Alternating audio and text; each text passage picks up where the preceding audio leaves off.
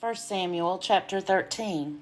Saul was years old when he began to reign, and he reigned 2 years over Israel. Saul chose 3,000 out of Israel. 2,000 were with Saul in Michmash and the hill country of Bethel, and 1,000 were with Jonathan in Gibeah of Benjamin. The rest of the people he sent home to their tents. Jonathan defeated the garrison of the Philistines that was at Geba, and the Philistines heard of it. And Saul blew the trumpet throughout all the land, saying, "Let the Hebrews hear." When all Israel heard that Saul had defeated the garrison of the Philistines, and also that Israel had become odious to the Philistines, the people were called out to join Saul at Gilgal.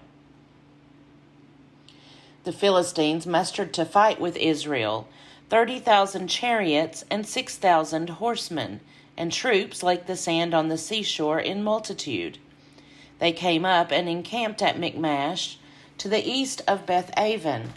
When the Israelites saw that they were in distress, for the troops were hard pressed, the people hid themselves in caves and in holes and in rocks and in tombs and in cisterns. Some Hebrews crossed the Jordan to the land of Gad and Gilead. Saul was still at Gilgal, and all the people followed him, trembling. He waited 7 days, the time appointed by Samuel, but Samuel did not come to Gilgal, and the people began to slip away from Saul. So Saul said, "Bring the burnt offering here to me, and the offerings of well-being." And he offered the burnt offering. As soon as he had finished offering the burnt offering, Samuel arrived, and Saul went out to meet him and salute him. Samuel said, "What have you done?"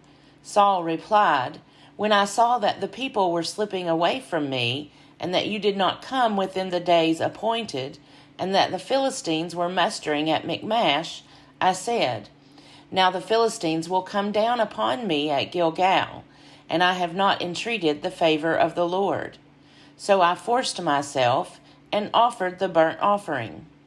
Samuel said to Saul, "You have done foolishly. You have not kept the commandment of the Lord your God, which he commanded you. The Lord would have established your kingdom over Israel forever, but now your kingdom will not continue. The Lord has sought out a man after his own heart, and the Lord has appointed him to be ruler over his people, because you have not kept what the Lord commanded you." And Samuel left and went on his way from Gilgal. The rest of the people followed Saul to join the army. They went up from Gilgal toward Gibeah of Benjamin. Saul counted the people who were present with him, about 600 men. Saul, his son Jonathan, and the people who were present with them stayed in Gibeah of Benjamin. But the Philistines encamped at Michmash.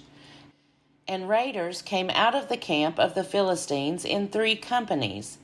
One company turned toward Ophrah, to the land of Shual. Another company turned toward Beth-horon, and another company turned toward the mountain that looks down upon the valley of Zeboim, toward the wilderness. Now there was no smith to be found throughout all the land of Israel, for the Philistines said, "The Hebrews must not make swords or spears for themselves." So all the Israelites went down to the Philistines to sharpen their plowshares, mattocks, axes, or sickles. The charge was 2/3 of a shekel for the plowshares and for the mattocks, and 1/3 of a shekel for sharpening the axes and for setting the goads. So on the day of the battle neither sword nor spear was to be found in the possession of any of the people with Saul and Jonathan. But Saul and his son Jonathan had them. Now a garrison of the Philistines had gone out to the pass of Michmash. 1 Samuel chapter 14. One day Jonathan, son of Saul, said to the young man who carried his armor, "Come, let us go over to the Philistine garrison on the other side." But he did not tell his father. Saul was staying in the outskirts of Gibeah under the pomegranate tree that is at Migron. The troops that were with him were about 600 men, along with Ahijah, son of Ahitub, Ichabod's brother, son of Phinehas, son of Eli, the priest of the Lord in Shiloh, carrying an ephod. Now the people did not know that Jonathan had gone. In the pass by which Jonathan tried to go over to the Philistine garrison, there was a rocky crag on one side and a rocky crag on the other. The name of the one was Bozez, and the name of the other Seneh. One crag rose on the north in front of Michmash, and the other on the south in front of Geba. Jonathan said to the young man who carried his armor, "Come, let us go over to the garrison of these uncircumcised. It may be that the Lord will act for us, for nothing can hinder the Lord from saving by many or by few." His armor-bearer said to him, "Do all that your mind inclines to. I am with you, as your mind is, so is mine." Then Jonathan said, "Now we will cross over to those men and will show ourselves to them. If they say to us, 'Wait until we come to you,' then we will stand still in our place and we will not go up to them. But if they say, 'Come up to us,' then we will go up, for the Lord has given them into our hand. That will be the sign for us." So both of them showed themselves to the garrison of the Philistines. And the Philistines said, "Look, Hebrews are coming out of the holes where they have hidden themselves." The men of the garrison hailed Jonathan and his armor-bearer, saying, "Come up to us, and we will show you something." Jonathan said to his armor-bearer, "Come up after me, for the Lord has given them into the hand of Israel." Then Jonathan climbed up on his hands and feet, with his armor-bearer following after him. The Philistines fell before Jonathan, and his armor-bearer, coming after him, killed them. In that first slaughter, Jonathan and his armor-bearer killed about 20 men within an area about half a furrow long in an acre of land. There was a panic in the camp, in the field, and among all the people. The garrison and even the raiders trembled. The earth quaked, and it became a very great panic. Saul's lookouts in Gibeah of Benjamin were watching as the multitude was surging back and forth. Then Saul said to the troops that were with him, "Call the roll and see who has gone from us." When they had called the roll, Jonathan and his armor-bearer were not there. Saul said to Ahijah, "Bring the ark of God here," for at that time the ark of God went with the Israelites. While Saul was talking to the priest, the tumult in the camp of the Philistines increased more and more. And Saul said to the priest, "Withdraw your hand." Then Saul and all the people who were with him rallied and went into the battle, and every sword was against the other, so that there was very great confusion. Now the Hebrews, who previously had been with the Philistines and had gone up with them into the camp, turned and joined the Israelites who were with Saul and Jonathan. Likewise, when all the Israelites who had gone into hiding in the hill country of Ephraim heard that the Philistines were fleeing, they too followed closely after them in the battle. So the Lord gave Israel the victory that day. The battle passed beyond Beth-aven, and the troops with Saul numbered altogether about 10,000 men. The battle spread out over the hill country of Ephraim. Now Saul committed a very rash act on that day. He had laid an oath on the troops, saying, "Cursed be anyone who eats food before it is evening, and I have been avenged on my enemies." So none of the troops tasted food. All the troops came upon a honeycomb, and there was honey on the ground. When the troops came upon the honeycomb, the honey was dripping out, but they did not put their hands to their mouths, for they feared the oath. But Jonathan had not heard his father charge the troops with the oath. So he extended the staff that was in his hand, and dipped the tip of it in the honeycomb, and put his hand to his mouth, and his eyes brightened. Then one of the soldiers said, "Your father strictly charged the troops with an oath, saying, 'Cursed be anyone who eats food this day.' And so the troops are faint." Then Jonathan said, "My father has troubled the land. See how my eyes have brightened because I tasted a little of this honey. How much better if today the troops had eaten freely of the spoil taken from their enemies. For now the slaughter among the Philistines has not been great." After they had struck down the Philistines that day from Michmash to Aijalon, the troops were very faint.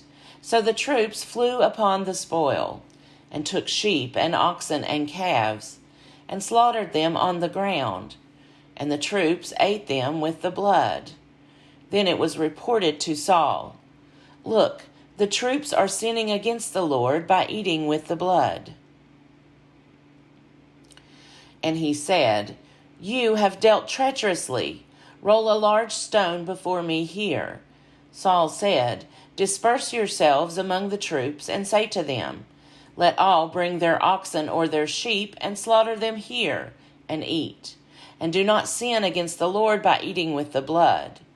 So all of the troops brought their oxen with them that night, and slaughtered them there.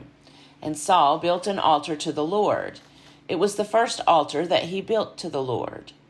Then Saul said, "Let us go down after the Philistines by night, and despoil them until the morning light. Let us not leave one of them." They said, "Do whatever seems good to you." But the priest said, "Let us draw near to God here." So Saul inquired of God, "Shall I go down after the Philistines?